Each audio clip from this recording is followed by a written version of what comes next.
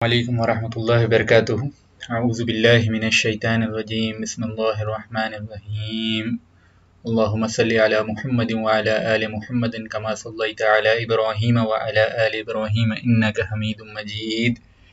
اللهم بارك على محمد وعلى آل محمد كما باركت على إبراهيم وعلى آل إبراهيم إنك حميد مجيد. بسم الله الرحمن الرحيم. पिछले टर्न पे हम लोगों ने अल्लाह के रसूल सल्लल्लाहु अलैहि वसल्लम की पैदाइश से पहले और हज़रत इब्राहीम अलैहिस्सलाम से शुरू होते हुए आप सल्लल्लाहु अलैहि वसल्लम की पैदाइश का जो ज़माना है, यानी तकरीबन 2500 साल की जो अरब की हिस्ट्री है, जो कि रेलेवेंट है किसी भी एतबार से रसूलुल्लाह सल्लल्लाहु अलैहि वसल्लम से, उसके एक मेजर पोर्शन को, उसके एक सिग्निफिकेंट पोर्शन को हमने कवर किया। हमने इब्राहीम अलैहिस्सलाम से शुरू की बातों को, और फिर इब्राहीम अलैहिस्सलाम की जो दावत थी वो किस चीज़ की थी, फिर इब्राहीम अलैहिस्सलाम की नस्ल जो है वो किस तरह फैली, फिर इब्राहीम अलैहिस्सलाम का रोल क्या था काबे और हरम शरीफ की तामीर में, फिर इस्माईल अलैहिस्सलाम की जो आमद हुई है अरब की सरजमीन पे वो, और अरब में कितने मुख्तलिफ किस्म के जो ब्रॉडर क्लासिफिकेशन था ट्राइब्स का, एक वो अरब जो पहले से ऑलरेडी अरब के अंदर मौजूद थे, यानी इस्माईल अलैहिस्सलाम के आने से पहले सदर्न पोर्शन ऑफ अरब में, जिनको हम कहतानी अरब कहते हैं, ओरिजिनल अरब, और फिर इस्माईल अलैहिस्सलाम की जो जनरेशन चली है वो फिर दूसरे अरब हैं जिनको अरबाइज्ड अरब कहते हैं या अरबुल आरिबा। उसके बाद फिर हमने ये देखा था कि इस्माईल अलैहिस्सलाम की वफात के बाद जुरहुम कबीले की जो हुकूमत रही अरब के अंदर, उसमें जो है इब्राहीम और इस्माईल अलैहिस्सलाम के दीन में क्या क्या तरमीम और तब्दीली हुई, किस तरह बिदआत और खुराफात की शुरुआत हुई, शिरक जो है वो किस तरह इंट्रोड्यूस हुआ, और फिर दीन इब्राहिमी किस तरह जो है वो ओरिजिनल अपने ओरिजिनल शक्ल से बिल्कुल तब्दील होकर एक मुशरिकाना दीन बन गया अरब के अंदर। ठीक है, फिर हमने ये देखा कि कुरैश कौन थे, और जो एक आप सल्लल्लाहु अलैहि वसल्लम का सबसे मशहूर यानी अरब के अंदर जो सबसे मुअज़्ज़ज़ कबीला कुरैश था वो कैसा कॉन्फेडरेशन था, और फिर जो है वो हुकूमतें कैसे कैसे तब्दील हुई मक्का के अंदर आपसे पहले, जो सिग्निफिकेंट हिस्ट्री है। ज़ाहिर है हिस्ट्री बहुत डिटेल्ड है, हमने सिर्फ वो चीज़ें पढ़ी हैं जो सिग्निफिकेंट हैं और आप सल्लल्लाहु अलैहि वसल्लम से रिलेटेड हैं कहीं ना कहीं। फिर हमने जो है वो आपकी पैदाइश से पहले जो मेजर वर्ल्ड पावर्स थे, रोमन एम्पायर हो, पर्शियन एम्पायर हो, उसकी थोड़ी एक अंडरस्टैंडिंग ले ली थी, उनके कल्चर की जो है समझ डेवलप कर ली थी। फिर अरब का जो एक कल्चरल पिक्चर है, अरब की जो एक कल्चरल तस्वीर थी, वो भी हमने आपके सामने वाज़ा की थी, कौन कौन सी चीज़ें अरब के अंदर महबूब मानी जाती थी और कौन सी चीज़ें बुरी मानी जाती थी। फिर जो अच्छी क्वालिटीज़ थी अरब के अंदर वो भी बयान किया, और जो बुरी अखलाकी क्वालिटीज़ यानी बुरी आदात जो अरब के अंदर थी, यानी जिसको कह सकते हैं कि नेगेटिव एस्पेक्ट था अरब कल्चर का, वो भी हमने वाज़ा किया। फिर हमने आप सल्लल्लाहु अलैहि वसल्लम के खानवादे पर फोकस किया, और हज़रत हाशिम का जो रोल था अरब के अंदर, खुसूसन कुरैश के ट्रेड कारवांस को इम्प्रूव करने के लिए, जिसका जिक्र अल्लाह ताला ने सूरह कुरैश के अंदर लिइलाफ़ कुरैश में बयान किया है, वो भी हमने तफसील से पढ़ा।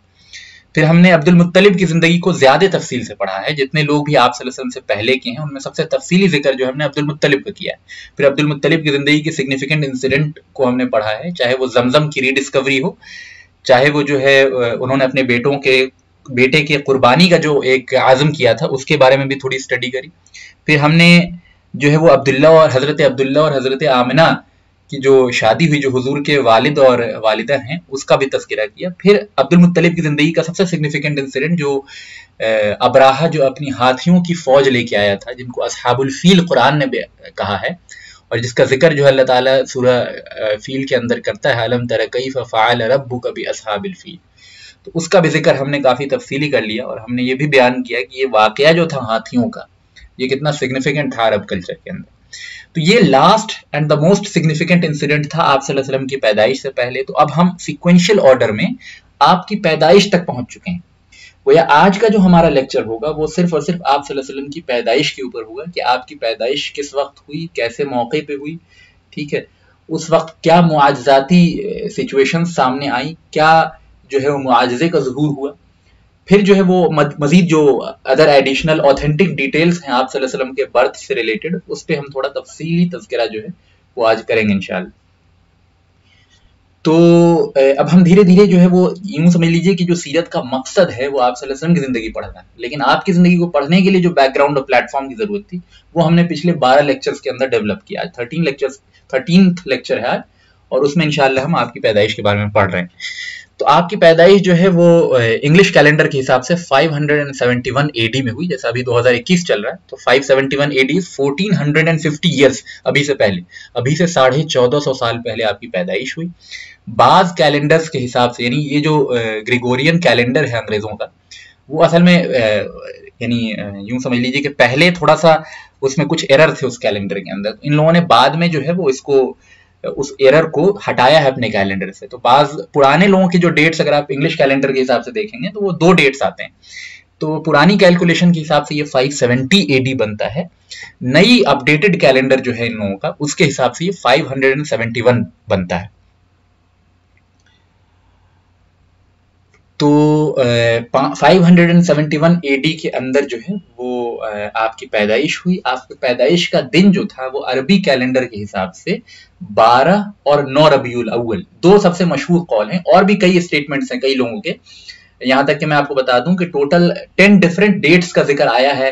ہسٹری کی کتابوں کے اندر، جو آپ صلی اللہ علیہ وسلم کی ڈیٹ کو اسپیسیفائی کرتا ہے کہ اس تاریخ کو پیدا ہوئے عربی کیلنڈر کے حساب سے۔ اس میں جو سب سے 2 مشہور ڈیٹس ہیں وہ 12 ربیع الاول کا ہے اور 9 ربیع الاول کا ہے، ٹھیک ہے، اور بھی مختلف ڈیٹس آتے ہیں، لیکن سب سے most authentic and most famous یہ 2 ہیں۔ ان دونوں میں بھی زیادہ اوتھینٹک جو ہے وہ 9 ربیع الاول کا ہے، جیسا کہ صفی الرحمن مبارک پوری حفظ اللہ نے اپنی کتاب الرحیق المختوم میں اس پہ تھوڑی تحقیق کر کے بیان کیا ہے کہ 9 ربیع الاول کا جو آپ کی پیدائش کا ڈیٹ ہے وہ زیادہ اوتھینٹک ہے، اور علامہ ابن کثیر رحمہ اللہ نے اپنی کتاب السیرہ النبویہ میں بھی جو ہے وہ زیادہ اوتھینٹک 9 ربیع الاول کے ڈیٹ کو بیان کیا ہے۔ اور آپ کی پیدائش کا دن جو ہے وہ یقینی طور پہ منڈے تھا، یعنی آپ جو ہے وہ سوموار کے دن پیدا ہوئے، لیکن ڈیٹس میں تھوڑا اختلاف ہے۔ اب ہم آتے ہیں اس بات پہ کہ آخر اختلاف ڈیٹس میں کیوں ہوا ہے۔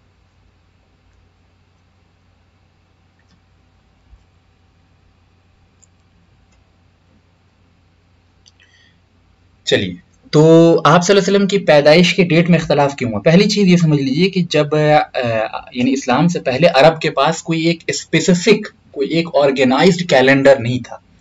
تو جب آرگنائزڈ کیلنڈر نہیں تھا تو ڈیٹس کی ڈیٹنگ میں، اسلام سے پہلے کی بات کر رہا ہوں میں، ہمیشہ سمجھ لیجئے کہ اسلام کے بعد جو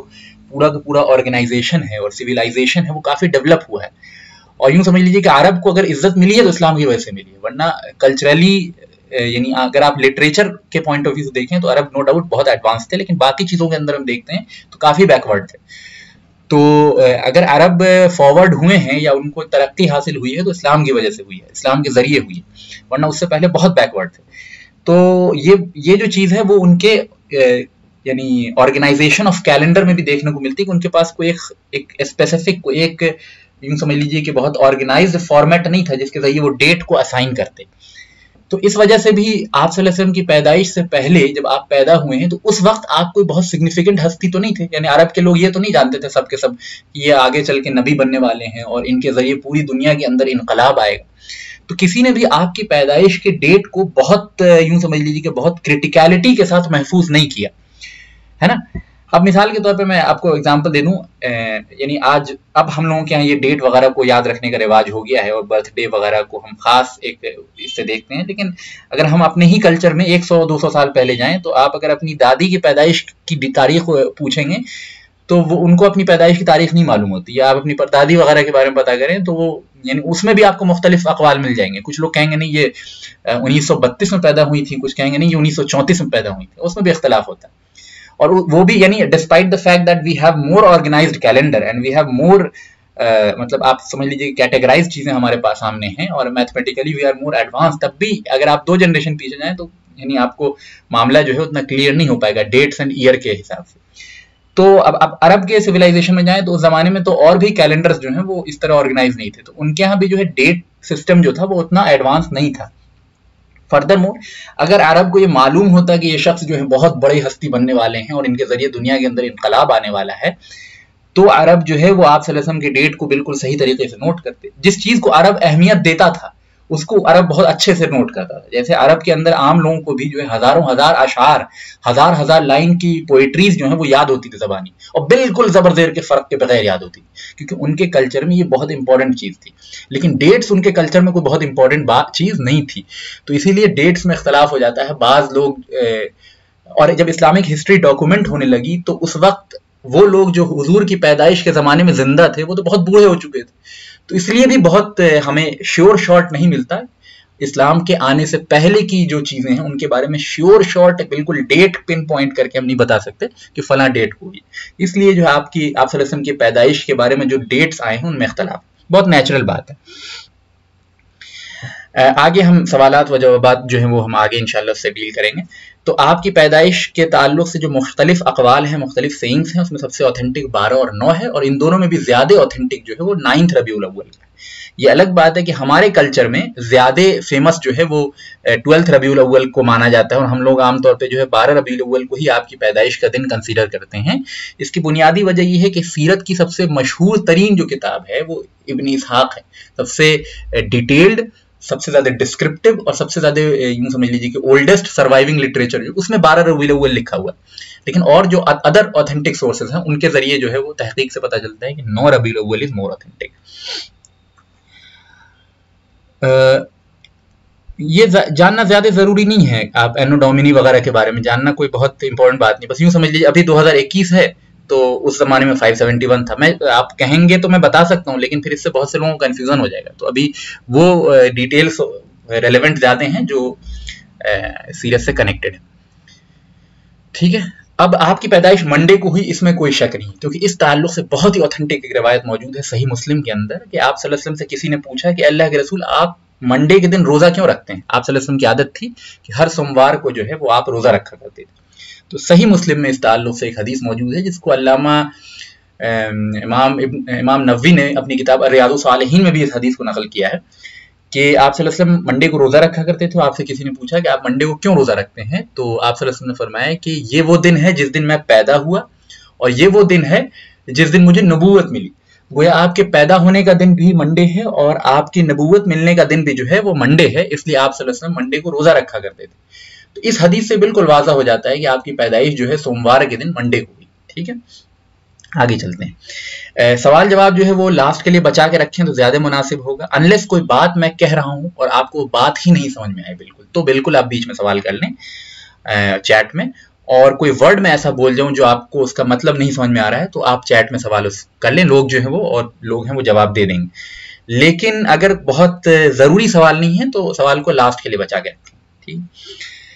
آگے چلتے ہیں. حضرت سعید ابن غفلہ ایک صحابی ہیں، یہ خود فرماتے ہیں، یہ بوڑھے صحابی ہیں، خود فرماتے ہیں کہ اللہ کے رسول صلی اللہ علیہ وسلم اور میں دونوں ایک ہی سال پیدا ہوئے. وہ سال کون تھا؟ عام الفیل، ہاتھی والا سال. اب عرب جو ہے آپ جانتے ہیں کہ ابراہہ والا جو ہاتھی کے لشکر والا واقعہ جو ہوا تھا، جس کے بارے میں بہت تفصیلی کلام جو پچھلے لیکچر میں ہوا، وہ ایک بہت سگنیفیکنٹ عرب کی ہسٹری میں واقعہ تھا. تو عرب جو ہے وہ اس سے بھی یاد رکھتا تھا کہ ہاں وہ ہاتھی والا سال جو تھا اس سے 2 سال پہلے یہ ہوا تھا، ہاتھی والے سال سے 2 سال بعد یہ ہوا.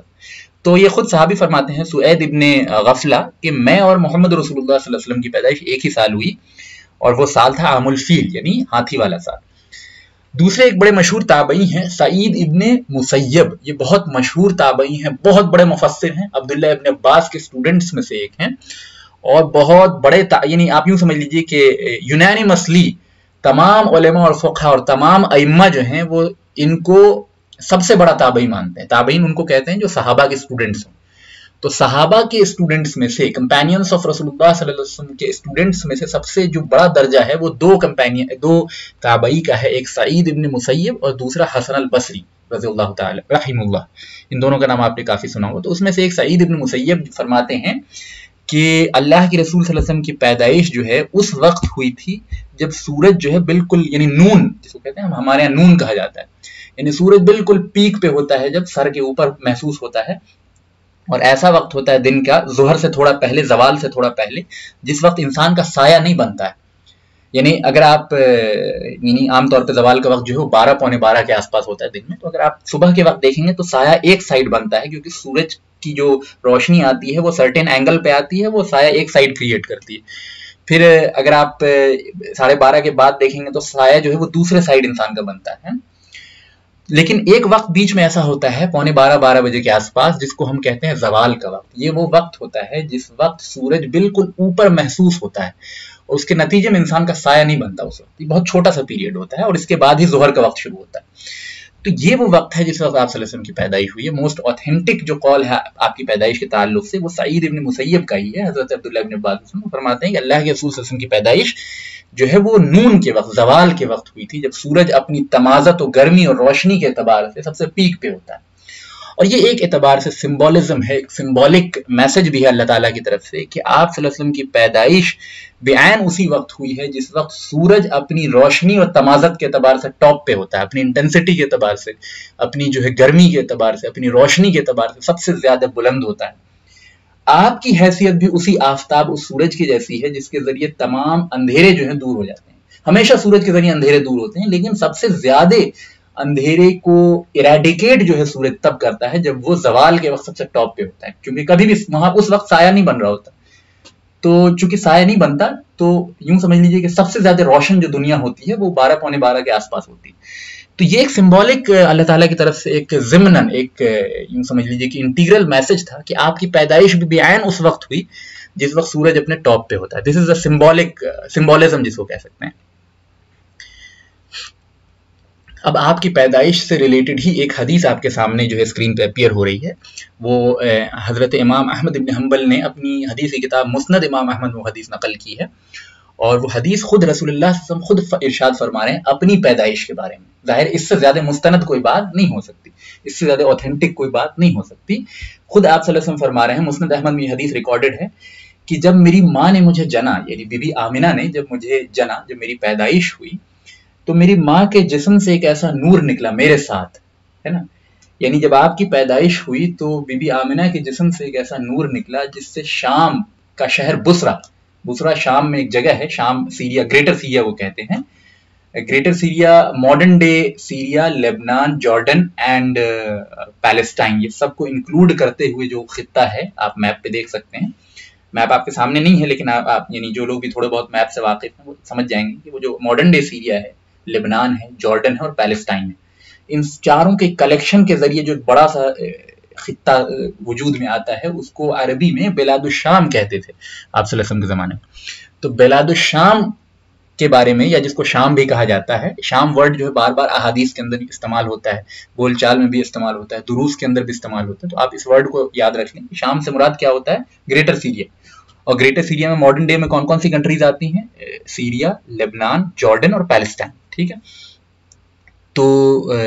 اللہ کے رسول فرماتے ہیں کہ میری پیدائش کے ساتھ میری ماں کے جسم سے ایک ایسا نور نکلا جس نور سے شام کے محلات جو ہیں، بصرہ ایک جگہ ہے شام کے اندر، وہاں کے محلات روشن ہو گئے.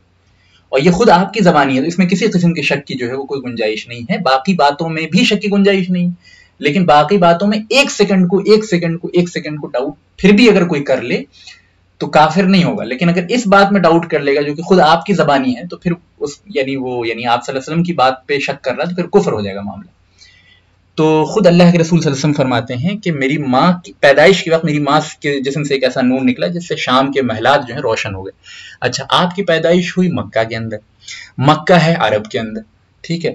اور آپ یہ فرما رہے ہیں کہ میری ماں کے جسم سے ایک ایسا نور نکلا جس سے شام کے محلات جو بہت دور ہے، عرب سے بہت دور ہے، اس کے محلات جو ہیں روشن ہو گئے. تو پہلی چیز تو یہ کہ اللہ کی طرف سے معجزہ تھا. یہ انسانی قوت و طاقت میں یہ چیز نہیں ہے کہ یہاں سے لے کے وہاں تک جو ہے وہ نور کو پہنچا دے. اسپیشلی اس زمانے کی ٹیکنالوجی میں تو بالکل پاسبل نہیں. ٹھیک ہے، آج بھی اتنا یعنی جو ماڈرن ڈے لائٹ ہے وہ وہاں تک نہیں اتنی آسانی سے پہنچ سکتی، کیونکہ پھر لائٹ جو ہے وہ میڈیم میں ٹریول کرتی ہے تو اس میں ڈسپرشن بھی ہوتا ہے، ڈفریکشن بھی ہوتا ہے، بہت کچھ ہوتا ہے. تو لائٹ جو ہے اپنی پوری انٹینسٹی کے ساتھ وہاں نہیں پہنچ سکتی. ٹھیک ہے، انلیس پھر وہ رڈار ٹیکنالوجی ہو یا اور بھی دوسری چیزیں. لیکن یہ خالص اللہ تعالیٰ کی طرف سے معجزہ تھا. دوسری چیز، اس میں شام کا ہی ذکر کیوں کیا گیا، سیریا کا ہی ذکر کیوں کیا گیا؟ بلکہ آپ کی پیدائش تو عرب کے اندر ہوئی تھی، اور آپ کی پیدائش سے سیریا کا روشن ہو جانا یہ اپنے آپ میں ایک اسٹرینج بات تھی جس کا ذکر یعنی اس پہ بہت علماء نے اور ائمہ نے بہت ساری چیزیں لکھی ہیں. میں آپ کے سامنے ایک قول بیان کر رہا ہوں علامہ ابن کثیر کے، بہت بڑے مفسر اور بہت بڑے مورخ دونوں، یعنی he is a great historian, he is a great مفسر. ٹھیک ہے، قرآن کے بہت بڑے مفسر ہیں. خود فرماتے ہیں کہ یہاں پہ شام کا ذکر جو اس حدیث کے اندر جو ہے بلاد الشام کا ذکر، سیریا کا ذکر اس لیے کیا گیا ہے تاکہ اس میں یہ اشارہ مقصود ہے اللہ کے رسول صلی اللہ علیہ وسلم کا کہ اس دین کی خاصی خدمت جو ہے، اس دین کی خاصی بنیاد جو ہے وہ شام میں پڑے گی، یعنی سیریا کے اندر ہو. اور ہم تاریخ میں بھی اس بات کو دیکھتے ہیں کہ جتنے بڑے بڑے علماء، جتنے بڑے بڑے فقہاء، جتنے بڑے بڑے ائمہ اور جتنے بڑے بڑے مفسر، उस खित्ते से اسلام کی خدمت کے لیے آئے ہیں اتنا کسی دوسرے خطے سے نہیں آئے ہیں. پوری تاریخ کا اگر آپ جائزہ لیں خصوصاً میڈائیول ٹائمز میں ہم دیکھتے ہیں کہ جتنے بڑے بڑے ائمہ اس خطے سے آئے ہیں اور جتنے بڑے بڑے لوگ اسلام کی خدمت کرنے والے اس خطے سے ظاہر ہوئے ہیں, دوسروں سے بھی ہوئے ہیں, لیکن اگر ہم کوانٹیٹیولی کمپیئر کریں اور کوالٹیٹیو بیسس پر کمپیئر کریں تو اتنا کسی دوسرے خطے سے نہیں ہوئے ہیں. تو اس سے پتہ یہ چلا کہ اسلام کی سب سے زیادہ مضبوط جو فاؤنڈیشن پڑھنی تھی وہ سیریا کے اندر پڑھنی تھی, شام کے اندر پڑھنی تھی. دوسری بات پتہ یہ چلی کہ اسلام کی سب سے زیادہ خدمت جو ہوئی ہے وہ سب سے زیادہ اسی خطے کے لوگوں کے ذریعے اور اسی خطے کے علماء, فقہاء و مجاہدین اور جو ائمہ ہیں وہاں سے ہوئی ہے. اور بھی ورچوز ہیں یعنی فضیلت ہے شام کی. تو میں چاہتا ہوں کہ یہ اس حدیث کے ضمن میں, اس حدیث کے ساتھ سائیڈ میں ایک ایڈیشنل پوائنٹ آپ کے سامنے واضح کروں کہ شام سے ریلیٹڈ یعنی سیریا سے ریلیٹڈ جو احادیث میں فضیلت آئی ہیں بہت ساری, اس کو چھوٹا سا ڈسکرپشن جو ہے وہ یہاں پہ ہو جائے آپ کے سامنے, تاکہ اس حدیث کی پراپر کانٹیکسٹ اور پراپر میننگ جو ہے آپ کے اوپر اور واضح ہو جائے. کیوں اس حدیث میں صرف شام کا ہی ذکر کیا گیا. ٹھیک ہے, آپ کے سامنے اسکرین پہ اپیئر ہو رہا ہے ورچوز آف الشام, گریٹر سیریا کی فضیلت. ٹھیک ہے, شام کی فضیلت.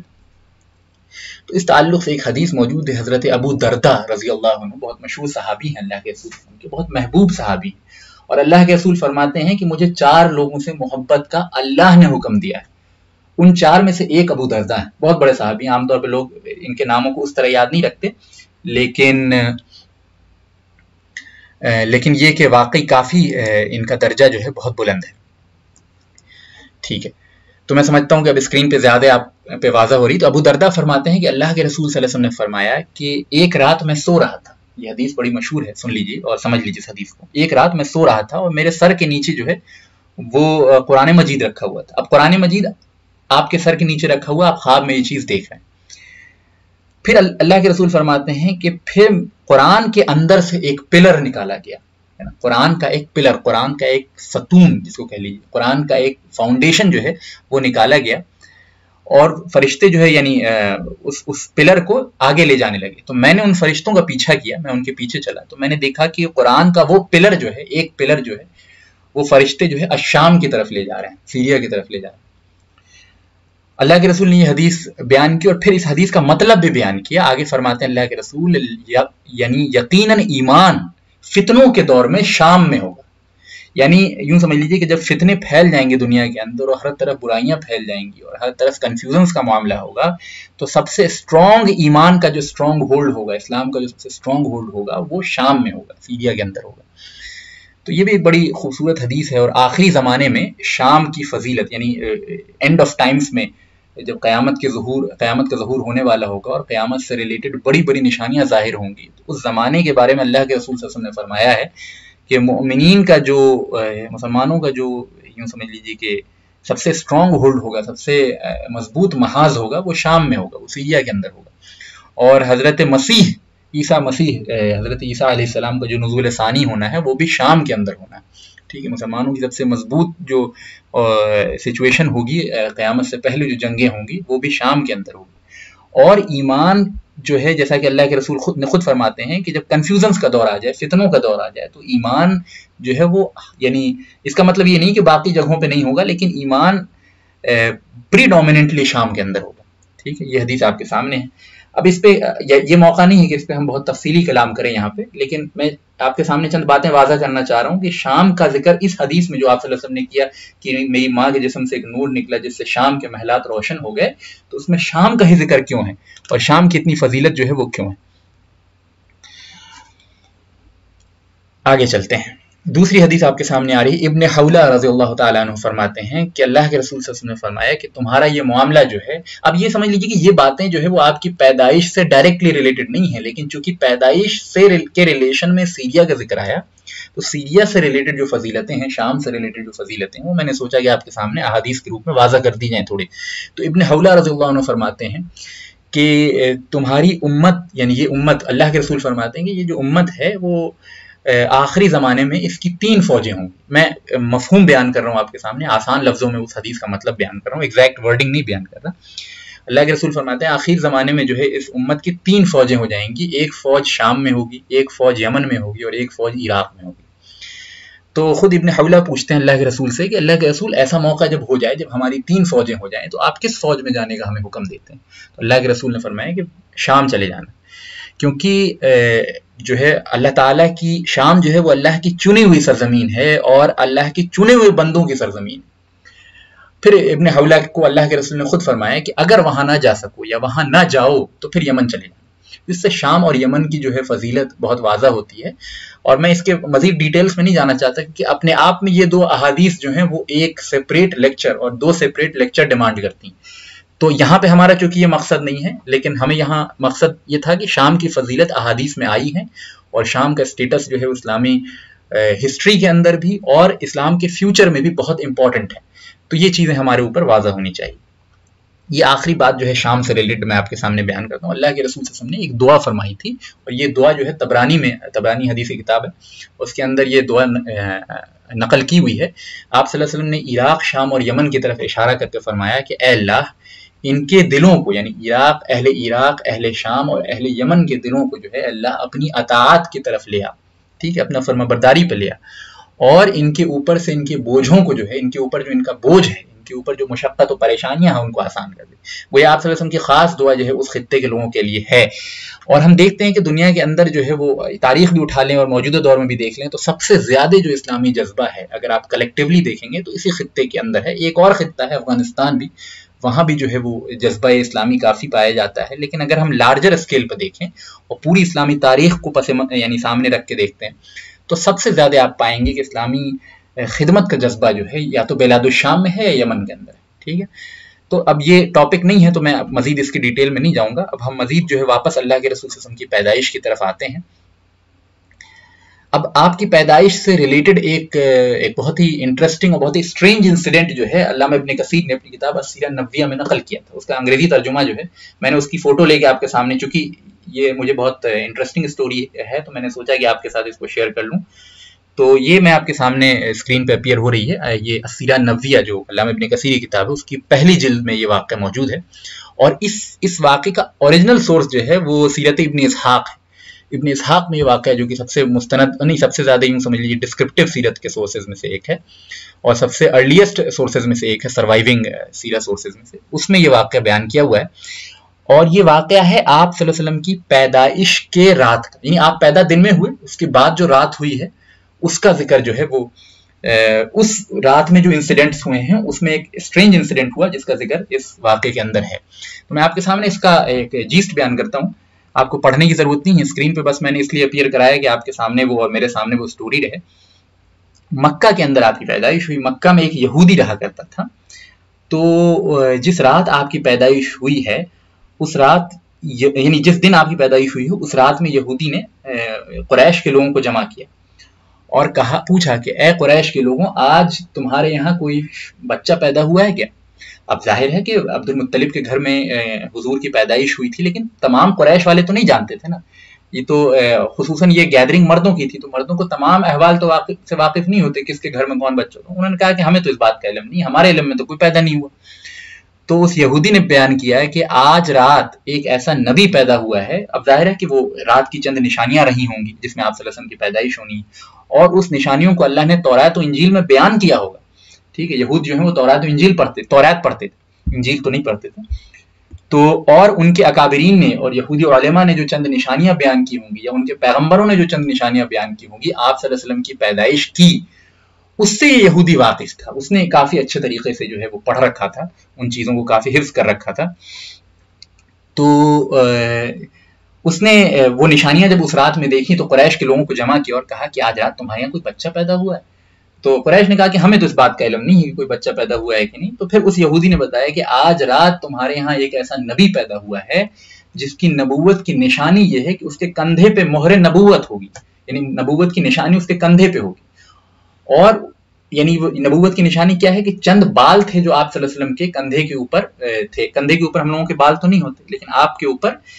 کندھے کے بال کچھ اس طرح ارینج تھے کہ وہ محمد الرسول اللہ، یعنی اگر اس کو صحیح طریقے سے پڑھا جائے تو اس قسم کی عبارت بنتی تھی، اور وہ بال سے بنتی تھی، اور یہ آپ کے اوپر بچپن سے تھی۔ تو یہود کی کتابوں میں یہ باتیں منشن تھی کہ اس کے آنے والے نبی کے کندھے پہ مہر نبوت ہوگی۔ تو یہ بات یہ شخص جانتا تھا۔ اس نے بیان کیا کہ اس کے کندھے پہ مہر نبوت ہوگی۔ اب ظاہر ہے کہ لوگوں کو معلوم نہیں تھا، تو مجلس جو ہے ڈسپرس ہو گئی، لوگ آپس میں باتیں کرنے لگے۔ کچھ دن بعد جو ہے لوگوں کو معلوم چلا کہ عبد المطلب کے گھر میں جو ہے وہ ایک بچہ پیدا ہوا ہے، ٹھیک ہے، اور عبد المطلب کے گھر میں جو بچہ پیدا ہوا ہے اور وہ اسی دن پیدا ہوا ہے جس رات اس یہودی نے لوگوں کو جمع کر کے وہ تقریر دی تھی۔ تو لوگ پہنچے اور یہودی کو بتایا کہ حضرت آپ جو اس دن بتا رہے تھے کہ وہ ایک نبی پیدا ہونے والا ہے اور ایک بچہ پیدا ہوا ہے، وہ عبد المطلب کے گھر میں ہوا ہے، آمینہ کو ایک بیٹا ہوا ہے۔ تو اب یہودی جو ہے وہ، اب ظاہر ہے کہ تمام قریش کے لوگ اس چیز سے واقف نہیں تھے، لیکن کچھ لوگ جو ہے اس یہودی کے پاس گئے تھے۔ اب یہ یہودی جو ہے اس قریش کے چند لوگوں کو لے کے حضرت بی بی آمینہ کے پاس پہنچتا ہے اور کہتا ہے کہ اپنے بچے کو جو ہے ہمارے سامنے لے کے آؤ۔ جب رسول اللہ صلی اللہ علیہ وسلم گودی میں تھے، جو آپ صلی اللہ علیہ وسلم کو سامنے لایا گیا، تو یہودی نے آپ کی شکل کو دیکھ کے پہچان لیا اور فتح جوش میں، یعنی یوں سمجھ لیجیے کہ اس کے اوپر، یعنی اس کو بڑی خوشی ہوئی ہوگی کہ جس نبی کا ہم اتنے دن سے انتظار کر رہے تھے، یا اس کو بہت غم بھی ہوا کہ ہمارے جو ہے نسل میں وہ نبی پیدا نہیں ہوا، تو ایک بہت ہی حال کسی کیفیت اس یہودی کے اوپر طاری ہوئی اور وہ آپ کو دیکھتے ہی جو ہے بے ہوش ہو گیا۔ تو جب اس کو ہوش آیا تو لوگوں نے اسے جگایا کہ بھائی کیا بات ہے، تم تو بچے کو دیکھتے ہی بے ہوش ہو۔ تو اس نے کہا کہ اے قریش کے لوگوں، نبوت جو ہے بنو اسرائیل میں سے اب ختم ہو گئی، تو مجھے اس بات کا غم ہے۔ تو اس غم کی وجہ سے جو ہے میں بے ہوش ہو گیا اس بچے کو دیکھتے ہوئے، اور میں نے پہچان لیا کہ یہ وہی نبی ہے جس کا ذکر جو ہے تورات میں اور جس کا ذکر پچھلے انبیاء کرتے ہیں، اور تمہیں مبارک ہو قریش، یہ نبی تمہارے درمیان پیدا ہوا ہے، اور ان قریب یہ نبی تمہیں اتنا مضبوط کر دے گا، اتنا مشہور کر دے گا، اتنا مستحکم بنا دے گا کہ مشرق سے مغرب تک، ایسٹ سے لے کے ویسٹ تک صرف تمہارے چرچے ہوں گے۔ اور یہ پیشن گوئی کر کے کچھ ہی مہینوں بعد جو ہے، کچھ ہی سال بعد اس یہودی کا انتقال ہو گیا۔ بہرحال قریش کے سارے لوگ اس بات کو نہیں جانتے تھے، چند لوگ جانتے تھے، انہوں نے سوچا کہ بس ایسی باتیں ہیں، وہ تو باتیں آئیں، باتیں ہو گئی، ختم ہو گئی، انہوں نے زیادہ اس بات کو دھیان نہیں دیا، لوگ بھول گئے۔ لیکن جب آپ کی نبوت ظاہر ہوئی اور پھر کچھ لوگوں کو یہ انسیڈنٹ یاد آیا، تو پھر انہوں نے جو ہے وہ اس چیز کو آگے کنوے کیا۔ تو اب ہم کو یہ کتاب ابن اسحاق میں یہ واقعہ ملتا ہے، اور سیرہ نبویہ میں علامہ ابن کثیر کی یہ واقعہ موجود ہے۔ یہ واقعہ بڑا انٹرسٹنگ تھا، میں نے سوچا آپ کے ساتھ اس کو شیئر کیا جائے۔ چلیے آگے چلتے ہیں۔ کچھ اور انسیڈنٹس جو ہیں وہ اب ہم آپ کے سامنے بیان کریں گے جو آپ صلی اللہ علیہ وسلم کی پیدائش سے ریلیٹڈ ہے۔ میں سمجھتا ہوں کہ ابھی تک میری آواز جو ہے وہ کلیئر آ رہی ہے آپ لوگوں کو۔ تو چند اور انسیڈنٹس ہیں جو میں آپ کے سامنے بیان کرتا ہوں آپ کی پیدائش سے ریلیٹڈ۔ اس ایک جو فیمس انسیڈنٹ آپ کے سامنے فرسٹ پوائنٹ میں لکھا ہوا ہے، وہ حضرت عثمان بن ابی العاص، ایک صحابی ہیں، یہ عثمان غنی نہیں ہے، یہ دوسرے صحابی ہیں، ٹھیک ہے، عثمان بن ابی العاص رضی اللہ عنہ، یہ خود فرماتے ہیں کہ یہ اپنی والدہ کے بارے میں، اپنی ماں کے بارے میں فرماتے ہیں کہ میری ماں جو ہے، ان کی ماں خود فرماتی کہ میں آمینہ کے ساتھ تھی جب آمینہ کو یعنی محمد صلی اللہ علیہ وسلم کی ولادت ہوئی، یعنی آمینہ نے محمد صلی اللہ علیہ وسلم کو جنا۔ تو اس کے بارے میں خود فرماتی ہیں کہ جب آمینہ یعنی محمد صلی اللہ علیہ وسلم کی پیدائش ہو رہی تھی، تو اس واقعے کے تعلق سے جو ہے وہ ان کا اسٹیٹمنٹ موجود ہے الخصائص الکبریٰ میں۔ علامہ جلال الدین سیوطی رحمہ اللہ نے اپنی کتاب الخصائص الکبریٰ میں یہ انسیڈنٹ کو نقل کیا ہے۔ وہ ان کی ماں خود فرماتی ہیں کہ فلما وضعت خرج منها نورا اضاء له البيت والدار حتى جعلت لا ارى الا نورا، کہ جب آمینہ نے فلما وضعت، جب اس نے جنا، یعنی جب آمینہ نے، بی بی آمینہ نے محمد صلی اللہ علیہ وسلم کو جنا، خرج منها نورا، تو اس میں سے یعنی آمینہ میں سے ایک ایسا نور نکلا، اضاء له البيت والدار، جس نے پورے کے پورے گھر کو اور پورے کے پورے آس پاس کے ماحول کو منور کر دیا، نور سے بھر دیا، حتی جعلت لا ارى الا نورا، یہاں تک کہ نور اتنا پھیل گیا کہ مجھے کوئی چیز نہیں دکھائی دی سوائے نور کے۔ یعنی ایسا معاملہ ہوا کہ ہر وقت یعنی چاروں طرف میں جدھر بھی نگاہ کرتی مجھے نور ہی نور دکھائی دیتا۔ تو یہ ام عثمان ابن ابی العاص رضی اللہ عنہا فرماتی ہیں کہ میں بی بی آمینہ کے ساتھ موجود تھی، اور جب محمد کی پیدائش ہوئی صلی اللہ علیہ وسلم تو خرج منہا نورن، تو آمینہ کے جسم سے ایک ایسا نور نکلا، اضاء له البیت والدار، جس نے تمام گھر کو اس طرح منور کر دیا، حتی جعلت لا ارى الا نورا، یہاں تک کہ نور اتنا پھیل گیا کہ میں جدھر بھی دیکھتی مجھے صرف نور ہی نور دکھائی دیتا۔ ٹھیک ہے، تو یہ ایک یعنی یہ چند معاوضات ہیں، چند امپورٹنٹ انسیڈنٹس ہیں جو آپ صلی اللہ علیہ وسلم کی پیدائش سے ریلیٹڈ ہیں، اور میں اس لیے آپ کے سامنے بیان کر رہا ہوں تاکہ ہم پوری کی پوری پیدائش کو ایک صحیح وے میں پکچرائز کر پائیں۔ دوسرا ایک انسیڈنٹ آپ کی پیدائش سے ریلیٹڈ ہے، وہ یہ ہے کہ یہ آپ کی پیدائش سے پہلے کا ہے۔ بی بی آمنہ جب حاملہ تھی، جب پریگننٹ تھی،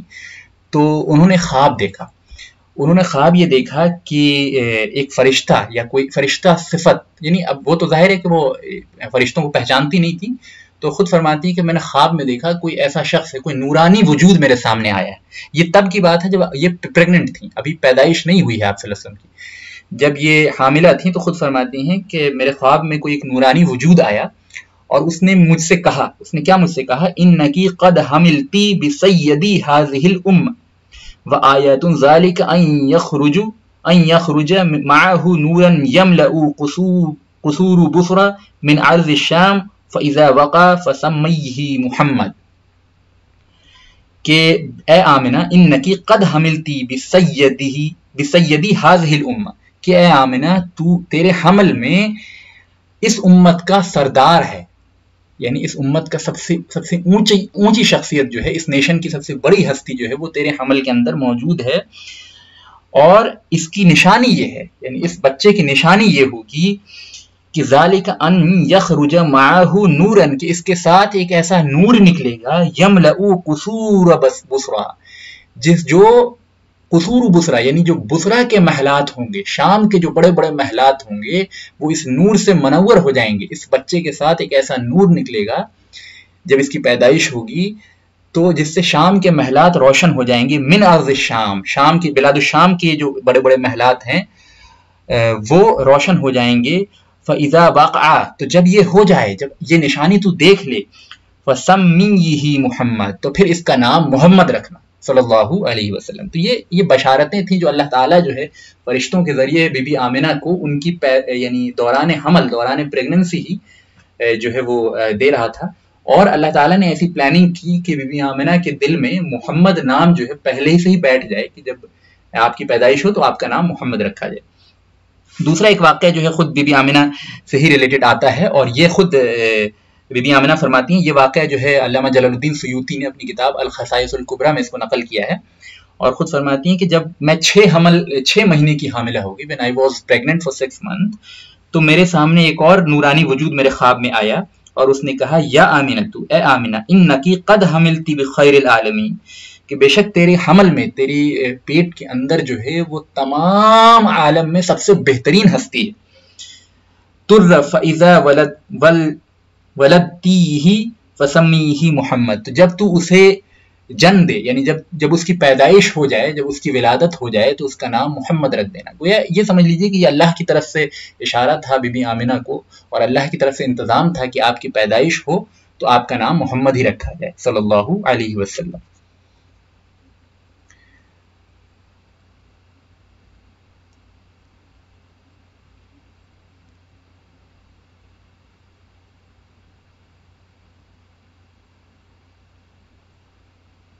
ایک سوال ہے، قریش کو تو پہلے سے نبی کا پتہ نہیں تھا کہ محمد صلی اللہ علیہ وسلم نبی ہیں، then how is this incident authentic؟ مطلب قریش کے سارے لوگوں کو معلوم نہیں تھا کہ نبی کون ہوتے ہیں، نبی کیا ہوتے ہیں، لیکن نبی نام تو وہ جانتے تھے، یہود و نصارہ سے تو وہ تو انٹریکٹ کرتے ہی رہتے تھے، وہ تو جانتے تھے نبی کوئی چیز ہوتی ہے، لیکن یہ نہیں جانتے تھے کہ نبوت کا مقام و مرتبہ کیا ہے، یہ نہیں جانتے تھے کہ محمد جو ہے واقعی سچے نبی ہیں۔ ٹھیک ہے، وہ کچھ اشارات ہیں، کچھ قریش کے لوگ جانتے تھے، سارے لوگ نہیں جانتے تھے بس۔ ہاں، مطلب بی بی آمنہ کو فرشتے نے کہا یا آمنۃ انکی قد حملتی بخیر العالمین، کہ بے شک تیرے حمل میں، یعنی تیرے حمل میں جو چیز ہے، یا جس چیز کو تو حمل میں لیے ہوئی ہے، وہ تمام عالم میں سب سے بہتر ہے۔ ٹھیک ہے، یہ ایک یعنی پیشن گوئی اور یہ ایک بشارت دی گئی تھی بی بی آمنہ کو خواب کے ذریعے۔ تو یہ باتیں ہیں انشاءاللہ جو آپ کے سامنے ہیں۔ یہ چند معجزاتی انسیڈنٹس ہیں جو آپ صلی اللہ علیہ وسلم کی پیدائش سے کنیکٹڈ ہیں اور جو ریلیٹڈ ہیں آپ کی پیدائش سے، لیکن چند اور مشہور واقعات ہیں آپ کی پیدائش سے ریلیٹڈ جو اوتھینٹک نہیں ہیں لیکن بڑے مشہور ہیں، تو وہ بھی میں آپ کے سامنے ذکر کر دیتا ہوں۔ ایک بڑی اوتھینٹک، ایک بڑی یعنی سمجھ لیجیے کہ نان ریلائبل بات ہے، ایک ان اوتھینٹک بات فیمس ہے لیکن عام طور پہ لوگ بیان کرتے ہیں کہ جب آپ صلی اللہ علیہ وسلم پیدا ہوئی تو آپ نے پہلا کام جو ہے سجدہ کیا، تو اس تعلق سے کوئی بھی اوتھینٹک روایت موجود نہیں ہے، کسی صحیح چین آف نیریشن سے یہ بات ثابت نہیں ہے۔ دوسری چیز ایک بڑی مشہور ہے اور فیمس ہے لیکن وہ اوتھینٹک نہیں، وہ یہ کہ آپ جب پیدا ہوئے تو آپ نے جو ہے شہادت کی انگلی سے اللہ تعالیٰ کی وحدانیت کا اشارہ کیا اور آسمان کی طرف جو ہے اشارہ کیا. تو یہ بھی کسی اوتھینٹک بات، کسی اوتھینٹک سیرت سورس میں یہ بات موجود نہیں ہے. ہم کسی بھی چیز کا انکار پاسبلٹی اور امپاسبلٹی کے بنا پہ نہیں کرتے، کیونکہ ہم جانتے ہیں اللہ کے لیے تمام چیزیں پاسبل ہیں. ہم اس بنا پہ انکار یا اقرار کرتے ہیں کہ وہ چیز اوتھینٹک سیرت اور قرآن و حدیث کے سورسز میں موجود ہے یا نہیں. اگر ہے تو پھر کتنی بھی امپاسبل لگے اللہ کے لیے پاسبل ہے، یہ ہمارے یقین و ایمان ہے. اللہ تعالیٰ جو ہے وہ اسباب سے ماورا ہے، اور اگر اس میں موجود نہیں ہے اوتھینٹک سیرت کے سورسز میں تو کتنی بھی پاسبل بات ہو ہم اس کو نہیں مانتے. ٹھیک ہے، ہمارا یہ پیٹرن ہونا چاہیے ایک مسلم کا. دوسری ایک بڑی مشہور بات ہے کہ آپ صلی اللہ علیہ وسلم جو پیدا ہوئے تو آلریڈی سرکمسائز تھے، مختون تھے، لیکن یہ بھی بات جو ہے وہ اوتھینٹک نہیں ہے. اس تعلق سے ابن اسحاق میں ایک روایت موجود ہے کہ آپ صلی اللہ علیہ وسلم جب 7 دن کے ہو گئے تو عبد المطلب نے آپ کا ختنہ کروایا، آپ کو سرکمسائز کروایا اور جو ہے دعوت وغیرہ کا بھی کام کیا. تو اس سے پتہ یہ چلا کہ آپ جو ہے مختون سرکمسائز پیدا نہیں ہوئے تھے، لیکن یہ مشہور بات ہے جو عام طور پہ لوگ بیان کرتے ہیں. تو میں نے چاہا کہ جہاں آپ صلی اللہ علیہ وسلم کی پیدائش سے ریلیٹڈ اوتھینٹک اور امپورٹنٹ معجزے ہیں اور امپورٹنٹ انسیڈنٹس ہیں، میراکولس انسیڈنٹس ہیں، وہ بھی بیان کیے جائیں، وہیں وہ باتیں بھی بیان کر دی جائیں جو کہ غلط ہیں، جو کہ اتنی اوتھینٹک نہیں ہیں لیکن فیمس ہیں، تاکہ آپ صحیح اور غلط کے درمیان جو ہے فرق کرنا سیکھ جائیں اس معاملے کے اندر. اب آپ صلی اللہ علیہ وسلم کی پیدائش کے بعد ایک چھوٹا سا انسیڈنٹ ہے جو آپ کے سامنے بیان کیا جا رہا ہے. وہ یہ کہ جب آپ صلی اللہ علیہ وسلم 7 دن کے ہو گئے تو عبد المطلب نے قریش کے لوگوں کو جمع کیا اور کہا کہ یہ میرا بیٹا ہے، یعنی یہ میرا پوتا ہے، اور میں نے اس کی خوشی میں جو ہے وہ تم سب کو دعوت دی ہے. تو لوگوں نے پوچھا کہ عبد المطلب آپ نے اس کا کیا نام رکھا ہے؟ اچھا، یہاں پہ ایک سائڈ میں ایک پوائنٹ یاد رکھ لیجئے کہ عرب کے اندر جو ہے وہ عام طور پہ رواج یہ تھا کہ اپنے ہی فیملی ممبرز کا ملتا جلتا نام رکھتے تھے. جیسے آپ دیکھتے ہیں کہ عرب کے نام بہت سارے سملر ہوا کرتے تھے. تو یہ عرب میں ایک نام یعنی ایک ٹریڈیشن تھا کہ اپنے بڑوں کو کے ریسپیکٹ کو وہ اس طرح ظاہر کرتے تھے کہ اپنے بڑوں کے نام پہ ہی اپنے بچوں کے نام رکھتے تھے. تو آپ دیکھیں گے کہ اسلامی تاریخ میں اٹھا کے دیکھیں، علی نام کے، محمد نام کے، ابو بکر نام کے، عثمان نام کے، عمر نام، بہت لوگ ہیں. ٹھیک ہے، یہ عرب کا کلچر تھا. ٹھیک ہے، اس میں کوئی حرج کی بات نہیں ہے، یہ ہر جگہ کا اپنا اپنا کلچر ہوتا ہے، اس میں کوئی وہ یعنی اسلامک نان اسلامک بات نہیں ہے اس معاملے میں. تو عبد المطلب سے پوچھا لوگوں نے کہ بھائی آپ نے اس کا کیا نام رکھا؟ تو عبد المطلب نے کہا میں نے اس کا نام محمد رکھا ہے. اب یہاں پہ ایک بات نوٹ کرنے کی ہے کہ محمد جو ہے وہ عرب میں پہلے کسی کا نام نہیں ہوتا تھا. ٹھیک ہے، کوئی فیمس نام نہیں تھا محمد. تو اور محمد کا مطلب ہوتا ہے the one who is excessively praised، جس کی بہت تعریفیں ہوئی ہو. ٹھیک ہے، تو لوگوں نے پوچھا کہ عبد المطلب آپ نے جو ہے اپنے خانوادے کی، اپنے گھر کے لوگوں کے، بڑے لوگوں کے نام پہ ہاشم کے نام پہ رکھ دیتے، عبد المناف کے نام پہ رکھ دیتے، قصی کے نام پہ رکھ دیتے، عدنان کے نام پہ رکھ دیتے، ہے نا، فہر ابن ملک کے نام پہ رکھ دیتے، اسماعیل و ابراہیم کے نام پہ رکھ دیتے اس کا نام. آپ نے اس کا نام ایسا اسٹرینج سا، اتنا الگ سا کیوں رکھا ہے؟ تو عبد المطلب نے کہا کہ میں نے اس کا نام محمد اس لیے رکھا ہے کہ میں چاہتا ہوں کہ آسمان والے بھی اور زمین والے بھی اس کی خوب تعریف کریں. ٹھیک ہے، واقعی محمد کا مطلب وہی ہوتا ہے جس کو کہتے ہیں اسم با مسمہ، یعنی کہ جیسا نام ویسا معاملہ ہو جائے. تو محمد کا مطلب ہی ہوتا ہے جس کی سب سے زیادہ تعریف کی جائے. اور واقعہ بھی یہی ہے کہ انسانی تاریخ میں اتنی تعریف، اتنا بلند مقام اور اتنا عزت و اعزاز اور مرتبہ کسی اور کو نصیب نہیں ہوا. اور یہ بالکل صحیح بات بھی ہے، خود اللہ کے رسول صلی اللہ علیہ وسلم کی حدیث ہے انا سید ولد آدم ولا فخر، کہ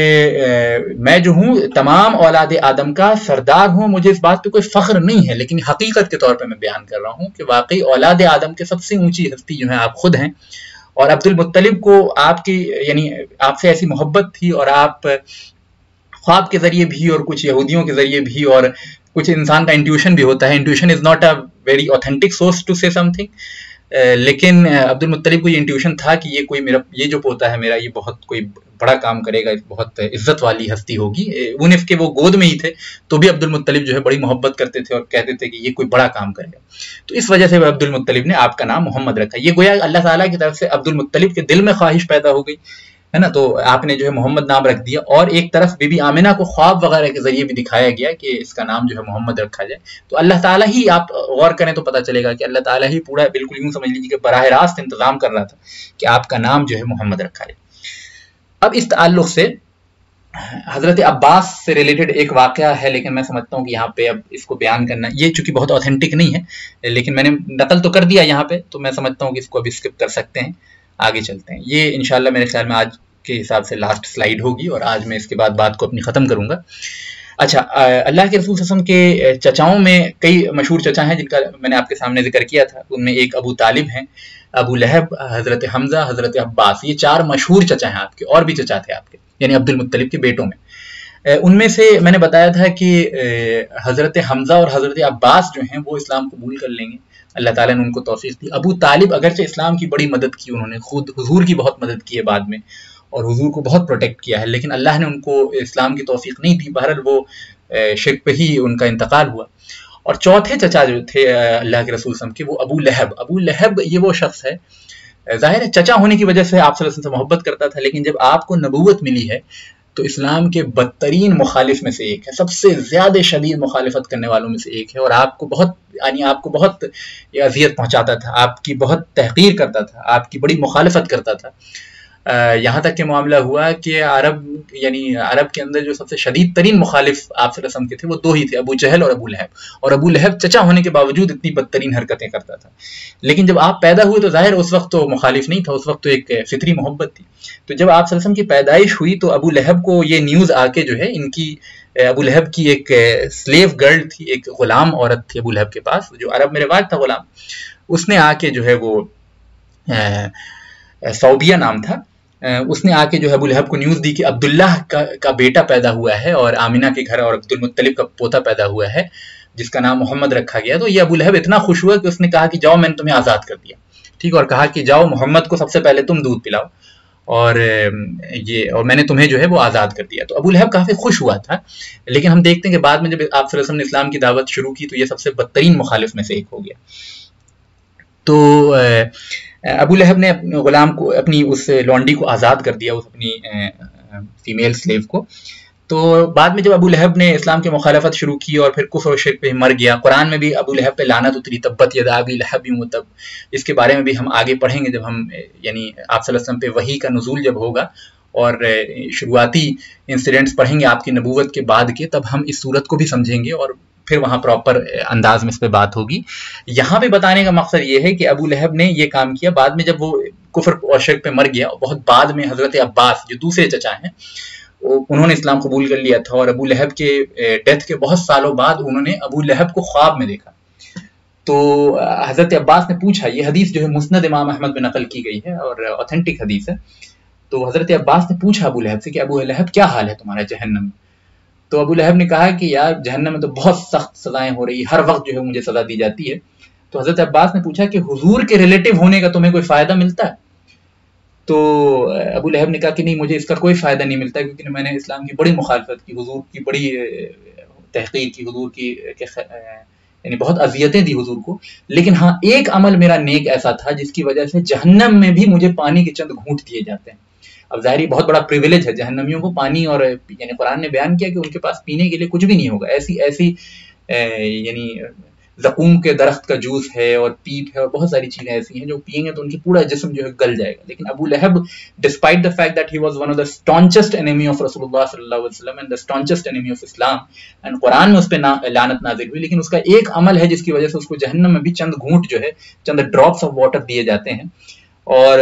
حضرت عباس نے پوچھا کہ پھر وہ کون سا تمہارا معاملہ ہے؟ تو کہا کہ جب حضور کی پیدائش ہوئی تھی تو میں نے اپنی غلام لونڈی کو آزاد کر دیا تھا، کہا تھا کہ حضور کو جا کے دودھ پلاؤ، محمد کو دودھ پلاؤ صلی اللہ علیہ وسلم۔ تو اس عمل کے نتیجے میں جو کیا ہے کہ مجھے جو ہے پانی کے 2 گھونٹ جو ہیں، پانی کے چند قطرے جو ہیں جہنم میں بھی دیے جاتے ہیں، ورنہ سزائیں بہت سخت ہیں۔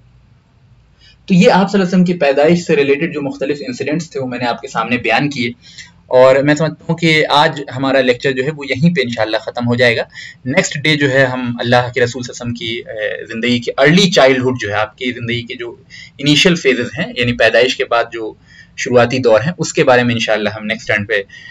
پڑھیں گے انشاءاللہ۔ اللہ تعالیٰ سے دعا ہے کہ جو بھی ہم نے آج پڑھا اس کو درجہ قبولیت عطا فرمائے، اور نیکسٹ ٹائم پہ آپ لوگ جڑیں اور بھی لوگوں کو جوڑیں انشاءاللہ، تو اللہ تعالیٰ جو ہے وہ اس عمل کو ہم سے قبول کرے، جو خطائیں ہو گئی اس کو معاف کر دے، اور جو صحیح بات ہو گئی اس کے ذریعے جو ہے اللہ تعالیٰ ہمیں ہدایت پہ قائم رکھے۔ آمین یا رب العالمین۔